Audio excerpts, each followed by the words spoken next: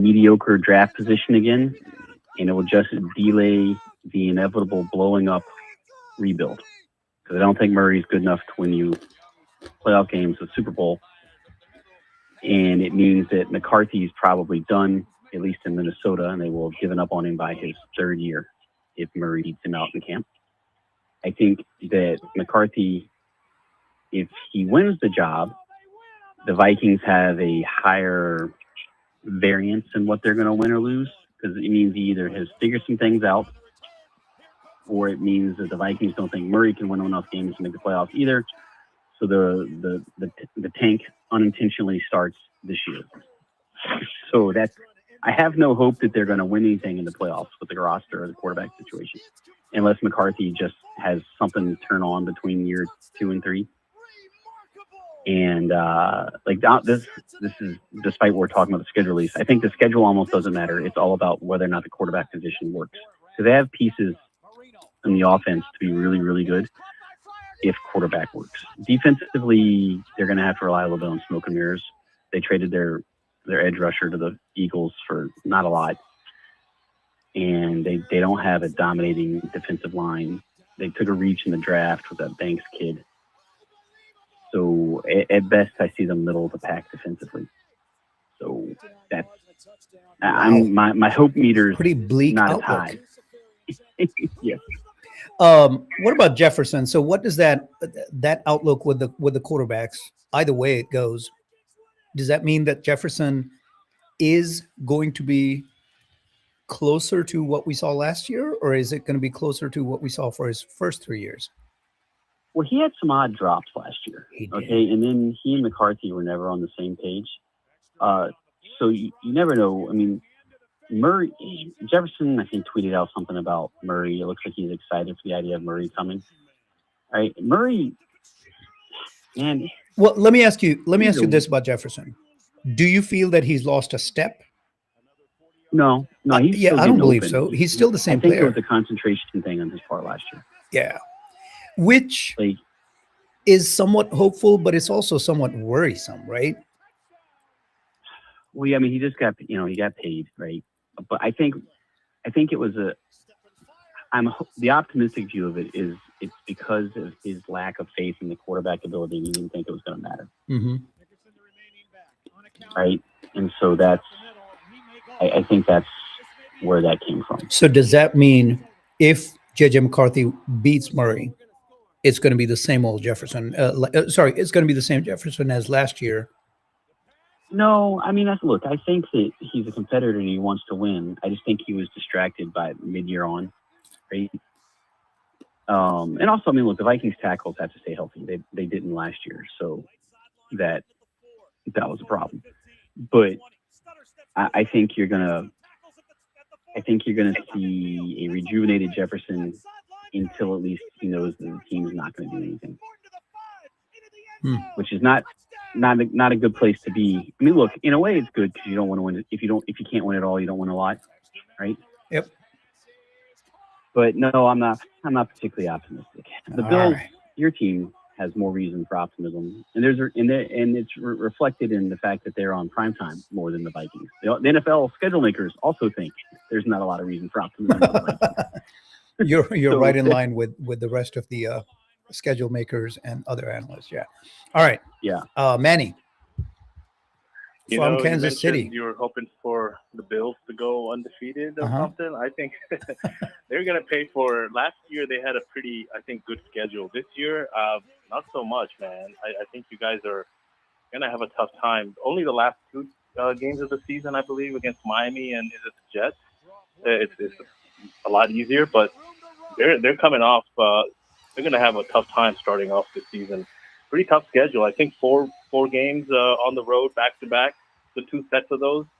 I'm kind of curious how that's going to go. And then Mahomes, man, coming off of the Chiefs for the torn ACL.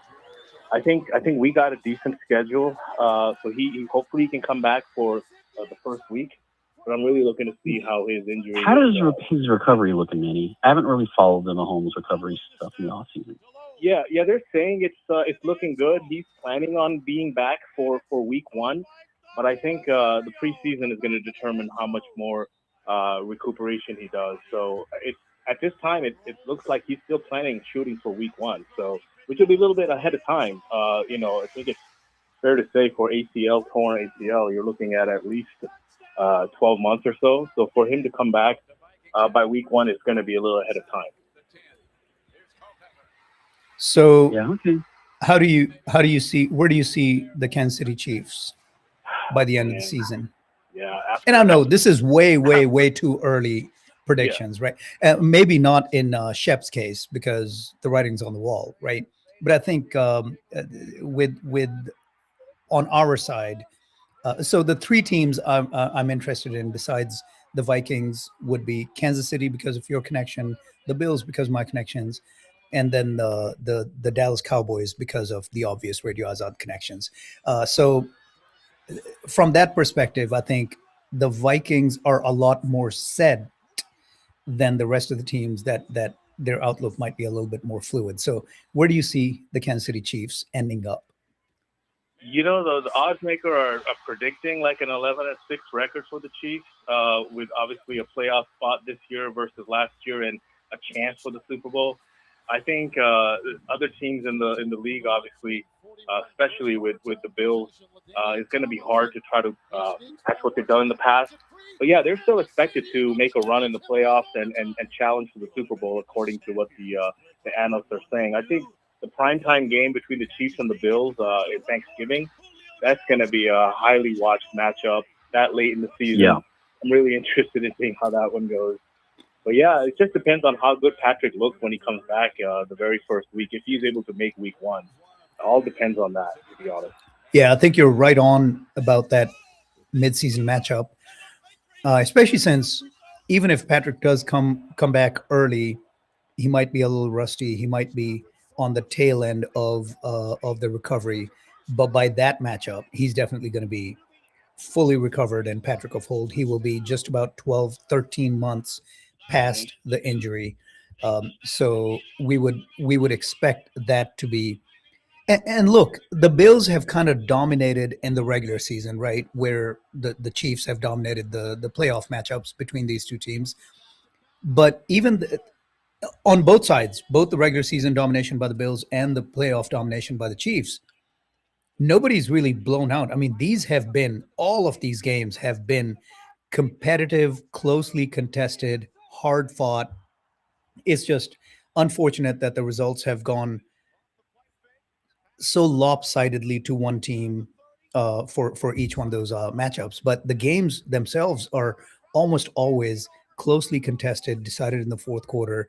And and that's a testament to the great quarterbacks that these two teams have, right? I mean, the NFL is a quarterback-driven league, a quarterback-driven sport.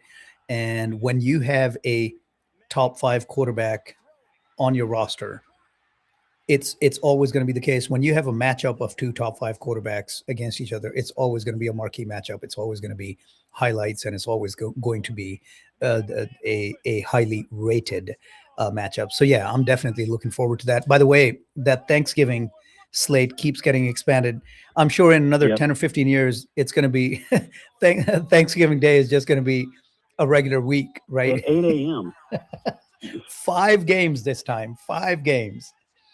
So yeah, when you wake up to pop in the turkey on Thursday, you can just stay up and watch the NFL starting that early. Pretty soon it's going to be, I mean, at this point it is, right? So 8 to 11, 11 to 2, 2:30 to 5:30, and then 7 to 10:30. So I'm sure Plus, there's a Thanksgiving Eve game and a Black Friday game. Oh, I didn't know there was a you've got Thanksgiving. 5 games over 3 days. So Crazy. just, hey, get your online shopping done while you watch the game, right? I mean, Wow. I mean, they know how to milk it. No, they Because do. guess what? They We do. can, and first off, we're not really complaining. We're just kind of half-heartedly I'm just laughing complaining. about it. Yeah. But people are going to tune in. People are going to watch it. So kudos to them for having built a product. What is it? I'll invoke Rizwan's first law of business again, right? find someone dumber than yourself. If they can continue to find people who are willing to continue to invest money, time, emotion, all of that into your sport, why not make it Yeah. a 7 day a week thing? Because guess what? I mean, would anyone ever object if there were to be a Tuesday night football? No. I mean, look, I still try to watch Maction on Wednesday night for college ball. Right. The Mid American Conference keeps playing games on Wednesday night in the middle late Yep. side of the season to the where the online term is Maction, and Maction is amazing. Yep. Heck, look, we were sitting at a dinner down in Waco Friday night, and there was NBA playoffs and soccer and something else, and we ended up. What's that new football league? It's not the arena football. There's a UFL. Yeah. So there was a UFL game on. I'm like, yeah, just leave it on that. We'll watch that. I don't know a player. I don't know anything about, but it's football, right? So yeah, I think they've got a absolute stranglehold on this thing, and that's not going away anywhere. All right, Buffalo Bills, and then the Cowboys. Actually, let's talk about the Cowboys first. First off, we talked about the actual draft, where Dak's going to be back. Dak's been a wildly underrated top 10 quarterback, right? Maybe it's a shame he doesn't have a real GM. Yeah. But I don't know why he just doesn't seem. I haven't even done this. Maybe I should take a look at the stats side by side between Tony Romo and Dak Prescott. I bet Dak's stats are better than Tony Romo's, and yet Tony Romo was widely revered by the. And yes, there were complaints. There's always complaints about the quarterback, unless you're winning a Super Bowl every year, right? But I don't think he gets the fan acclaim Dak does quite like Tony Romo did. And I don't understand it, because I think he's a better quarterback. He's a better quarterback with better stats. I think that Tony Romo's advantage was that the Cowboys had been bad for a long time before he came along, and he at least made them good. So, and Dak came in on the heels of Romo's Cowboys winning more than previous iterations of the Cowboys. Mm-hmm. And I think that there's that joy from, hey, we got a shot to win games that Tony brought. And now there's the, hey, why aren't we winning at all with Dak? Interesting. And that's probably unfair, but I think that's the psychology there. Yeah. I mean, that's Dak does have better stats, to be honest. But you're right. I mean, I think Tony just came in at a time when they had just been abysmal for so long, and they had something to root for. With Dak, the expectations are just higher, and he has sadly ran into the 49ers and Green Bay the other year. So he's just not had the kind of and their records in the playoff. I'm just looking at it now. Dak is 2-5 and Tony was 2-4.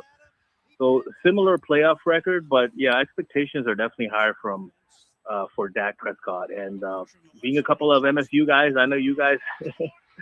We're fans. Him, We're fans. Well, look, Dak had to do it with less at MSU, right? And in some ways he's never had what you call a really balanced roster to do it for the Cowboys. And look, I'm not saying Dak is Patrick Mahomes good, because he's not, right? But he is an all-pro level good, right? And it's just that, I mean, look at the Cowboys defense last year. I mean, in our fantasy league, we used to joke about it a lot of times. Like, in order for Dallas to win, they have to score 30 points. That's really hard to do every week in the NFL. Right? Yep.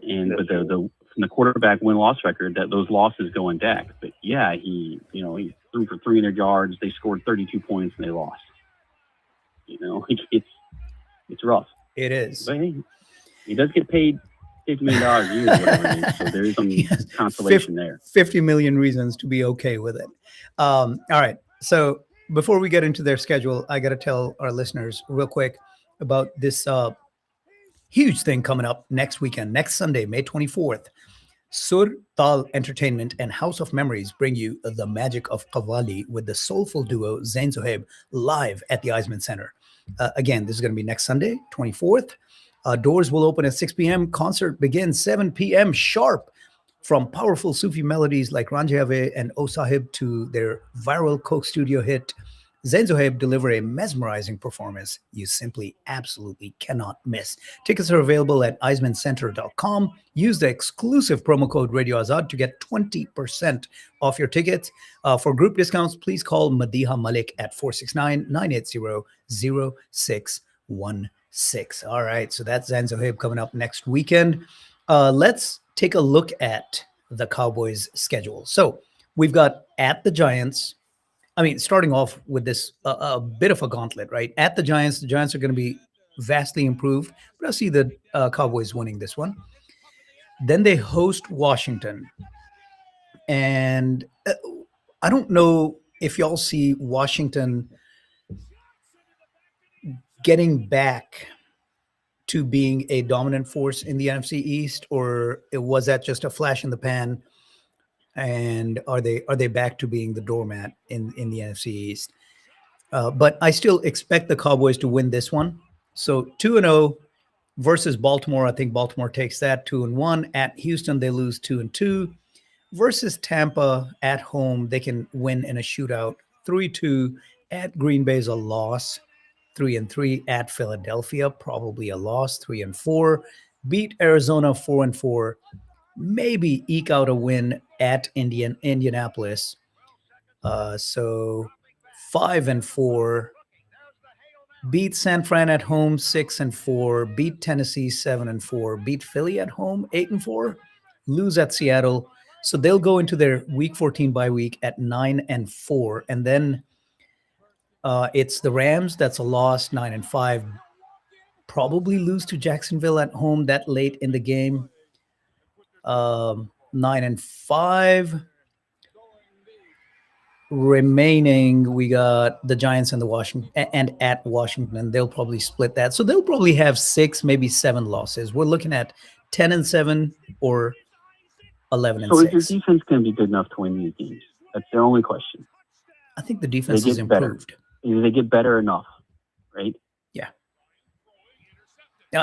I think I don't see them winning the NFC East unless, as you said, unless the defense really comes through. Could they? Do they have the potential to win the NFC East? Yes. Would I be surprised? I think the question is whether or not the Philadelphia Eagles fix themselves. Yeah, because it's a pretty abysmal division. If Philly is not dominating, it's going to be a pretty abysmal, and maybe that means maybe it's one of those old NFC South situations where the Cowboys at 10-7 or maybe even at 9-8 end up winning the East and going to the playoffs, right? If Jalen Hurts plays as bad as he did the last half of the year last year, the Eagles are going to lose a lot of games. Yeah. And if Daniels is not completely back, Washington's going to lose a lot of games. If Scatterboo is not completely back, and if Dart doesn't continue to develop, the Giants are going to lose a lot of games. Protect himself. Yeah. So I think the NFC East is hurting a little bit, and it's an opportunity for the Cowboys to rise up and at least claim the East and get into the playoffs. But we'll see. All right. Manny, you've been awfully quiet. Any last thoughts from you as we approach the end for today in about 40 seconds? I mean, you're right. The Cowboys, I think they have a fairly tough schedule. I think the odds makers are saying they might be able to go 10-7 or even 11-6, possibly win the NFC East. But yeah, a lot of it depends on how like you said, the Giants do this year. I think that'll be the team that they'll have a chance to really set themselves going against in the season. So I'm really looking forward to seeing how Dak plays this year. I think he's got a chance to pass Tony Romo as the franchise all-time passer in touchdowns. Mhm. So yeah, let's see if their defense is able to do something this year, because they've really had a good draft as well. So it'll be quite interesting to see them make the playoffs after 2 years out. Absolutely. I'm sure all the fans here in DFW will be ecstatic to see that happen. Unfortunately, we have no more time left, so we got to call it a day, but it's been a wonderful, wonderful day. Thank you, Manny and Shep, for joining us with all this conversation around the NBA and the NFL. And thank you for the trainers who taught me how to conquer the machine and only had a slight hiccup today. Maybe next week there will be no hiccups. Tune in next week to see. This is Rizwan signing off. Thank you so much. Have a wonderful day, everyone. Have a good one, guys. Bye, all.